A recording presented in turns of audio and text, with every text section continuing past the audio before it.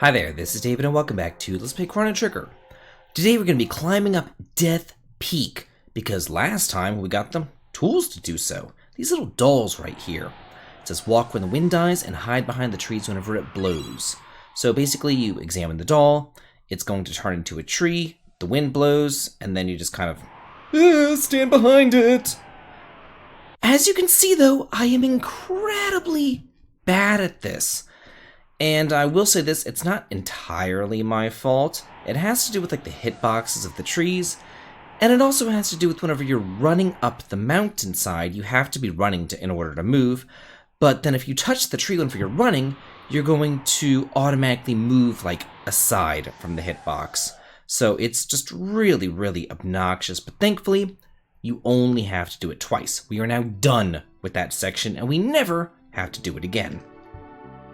My party right now consists of Magus, Robo, Lucca. For Magus, I have the gold stud equipped because we can pretty much destroy everything in one shot with Magus's magical attacks, so having them only cost like a couple of MP, 2 MP each, is so nice. Robo and Lucca have some dual techs that I'm going to be showing off, so let's go ahead and do this. We learned some dual techs with them last time, so let's see. We have the double bombs. Let's go ahead and show that one off. It's only single target, it looks like, though, yeah. So that's kind of crummy, but whatever. Oh, I see. It only deals damage, to something that's next to Robo. Got you. Eat him alive. Oh, poor guy. So let's look at the next dual tech that they have. They got Fire Tackle, also single target.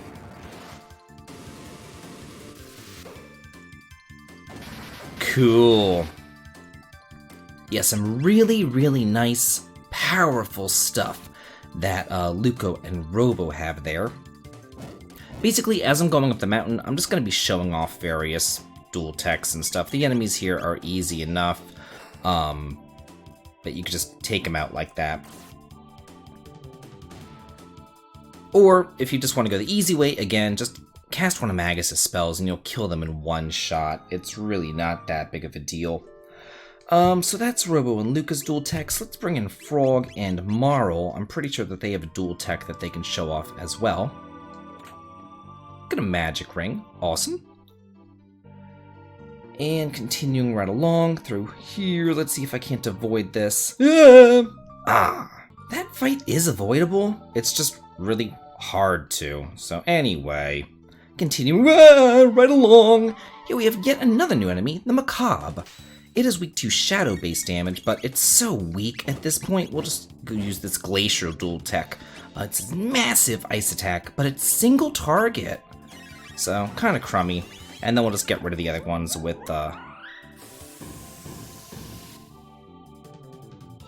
yeah, it's like ice and water 2 combined into 1, whatever. It's pretty shitty, gotta say, so, yeah.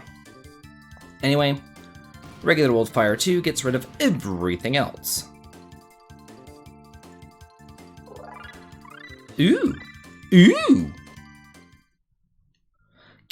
Dual tech cure stuff, I'm really not a fan of, like, at all. I would rather just bring in Robo or Frog and actually cast a single target healing, or like a single tech for healing. There we get a wall ring.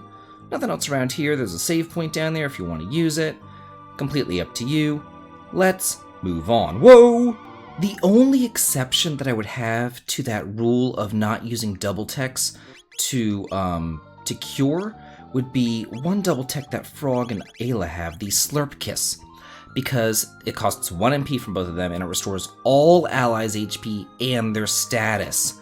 Notice, Marle is not involved in a dual tech that actually can cure everybody's HP and status. She's involved with one that just cures people's HP and status, not all HP and status, and it costs 5 MP from both of them.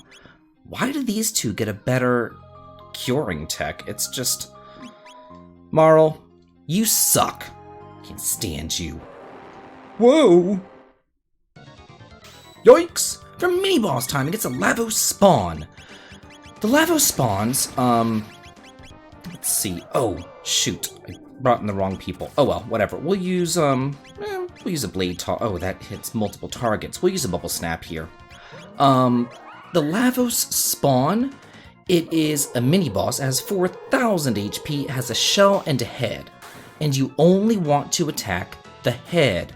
If you attack the shell, you're going to get hit with a, actually, you know what, we'll just to show it off. I'm only using it to show it off, the little cure wave thing here.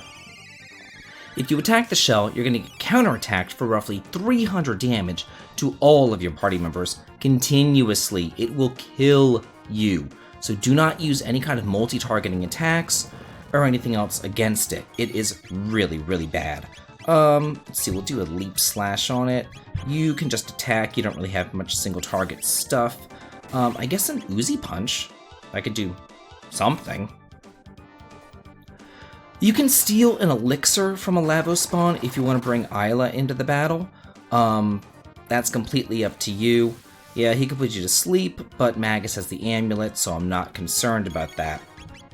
Honestly, Magus is probably the worst party member to have in here against the Lavos spawn because he has all these multi-targeting hits. But, yeah, we got him all the same. Tons of tech points there, though. Very, very nice tech points. And we get a Giga Arm. Ooh! Okay, very cool. Let's see, as far as people bringing in, let's go ahead and do... we'll do Lucca and Frog. Why not? I think that they have a dual tech going on as well, but I don't think that we have any new enemies to deal with either. Whoa! Yeah, they do. They got a new tech called Line Bomb, so I'll have to show that one off. Get a Brave Sword. Awesome. Let's see. Oh. 2 times damage on magical enemies. Very good for Frog. He seems to have a lot of weapons that have that property. Ooh, a shiny! But it's not a tab, it just opens up further doors into the cave here. Whoa! Yikes! Let's go ahead and show off this line bomb thing that we just got. It hits enemies, and oh, great, I can get them all. Bombs enemies in a line, costs quite a bit of MP for Lucca there. Cool! It reminds me of Chrono's Falcon hit. Oh well. Okay, to learn some more dual techs. Let's see. Bring in Isla with Lucca. I think that they have one that I haven't learned yet, and I'll have to show that one off as well.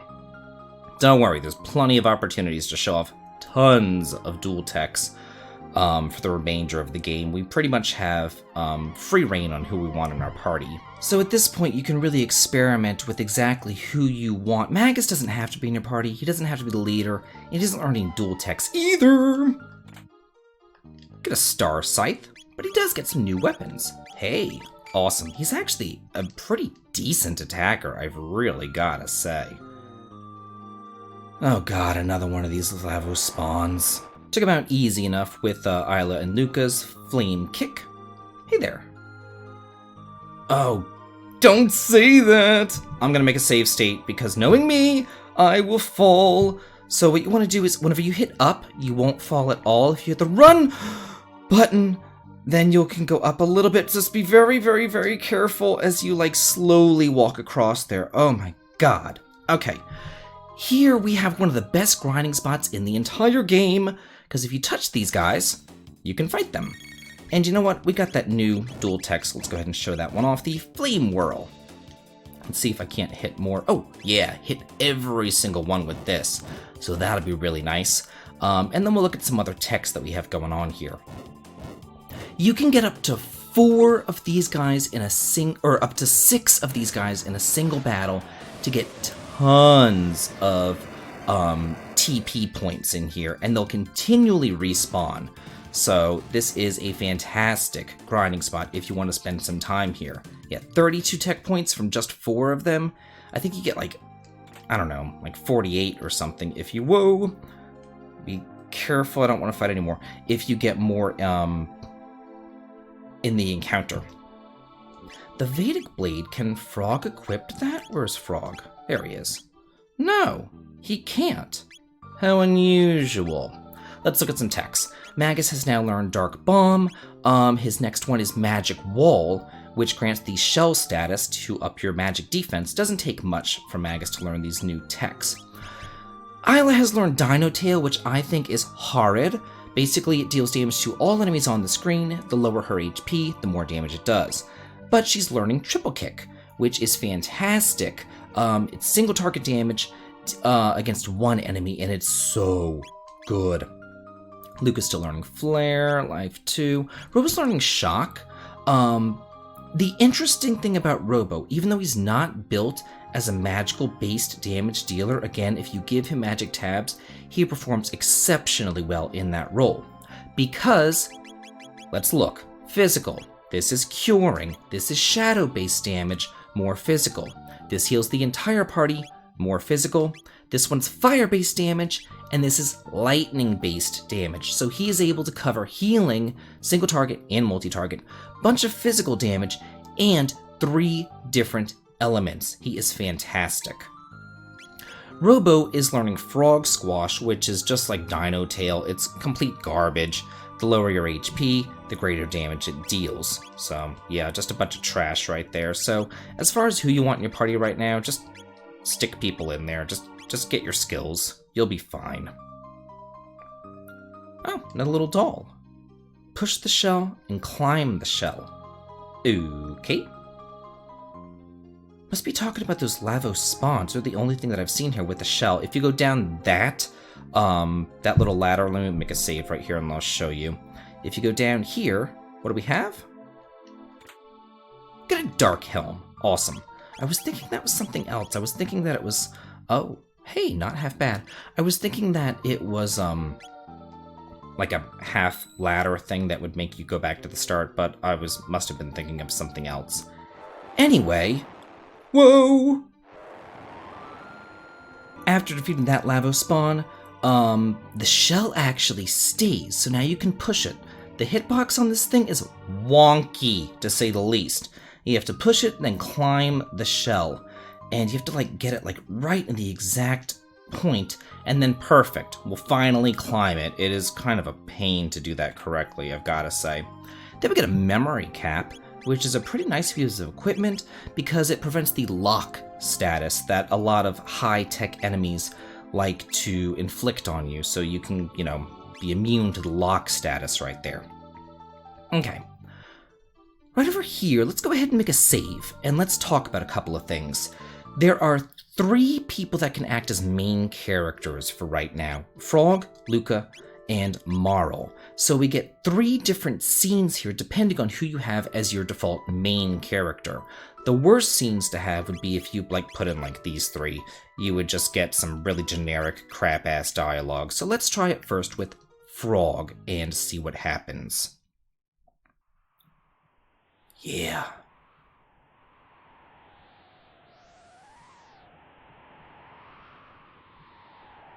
Oh. Oh, he's caking out the time egg. And the pendant.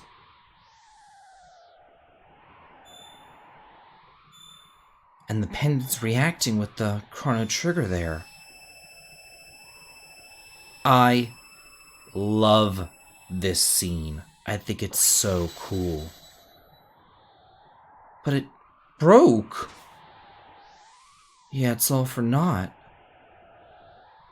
Oh.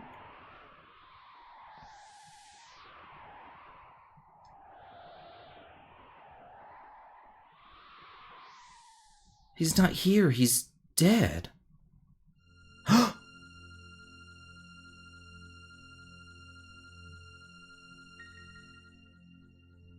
Oh, God, we're getting an eclipse. What's going on here? This gives me shivers down my spine. I love this. Time freeze. No kidding. So if you try to interact with any other party members, you really can't. There's Magus, yeah. No kidding. What about you, Scala? Yeah, nothing there from them. The Queen? Anything? Lavos? No. Okay.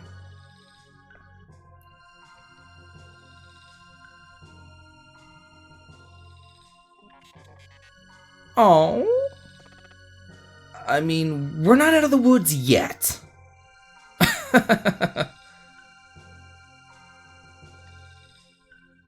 So the Chrono Trigger reacted with the pendant, and it created some sort of eclipse, some sort of time paradox, dimensional warp, for us to go back and exchange Chrono for the clone. The tree begins to glow, and Chrono returns to the Earth. Chrono's alive. I said this before, I didn't know how to do this my first time through the game. I kind of flew around and I looked at various different side quests and I did other stuff. And then I ended up beating the game without Chrono in my party because I couldn't figure out how to do what you're supposed to do. Oh. Beautiful music here.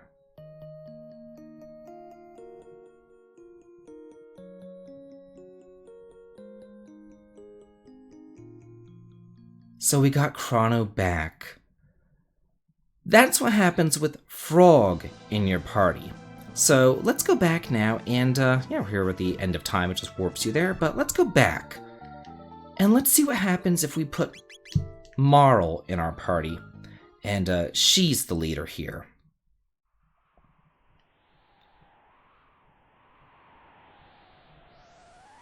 So things pretty much, begin the same way. Using the Chrono Trigger, using the pendant, and then having them react and shatter and all that. We still get our eclipse, and we're still going to get warped. Yeah, poor Marle. I feel bad for Marle.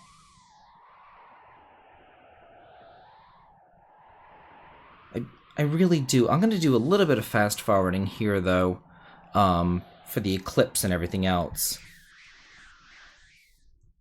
Just because we've seen this and it takes quite a bit of time. Okay. Here we are. Yeah.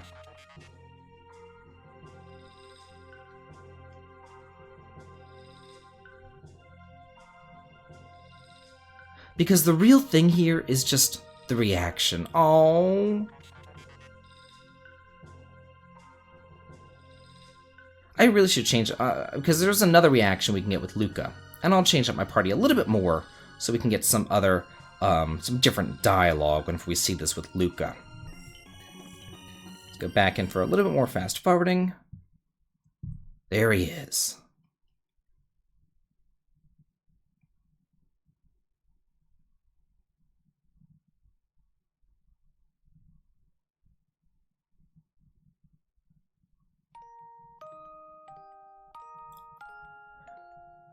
When I finally did get around to rescuing Chrono in my New Game Plus the second time that I played through the game, I pretty much kept Marle in my party like the entire time because I thought that she was good because I was a stupid kid. I didn't realize how terrible she was.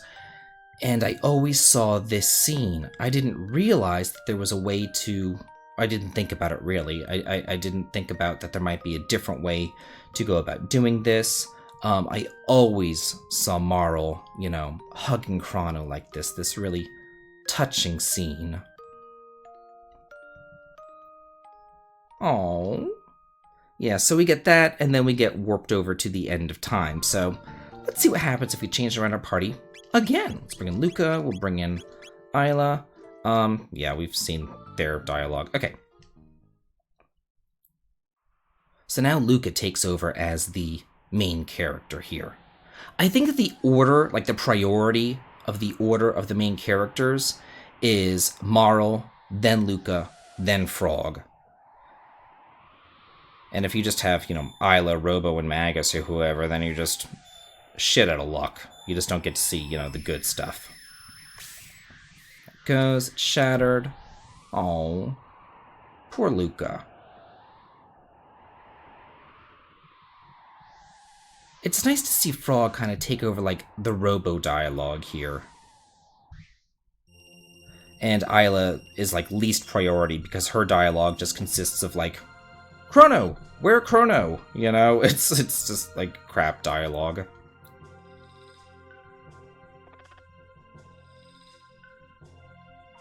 Only us move?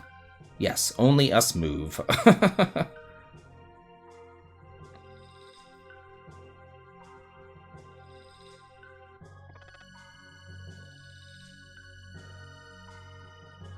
Okay. I really like how they have the tree glowing like that. Like, I see it all the time. It's about time! It's about time! Yeah! So ironic. I love it. For Lucca to be the one saying that, yeah. Because it's about time in more ways than one, Lucca. Oh? No kidding.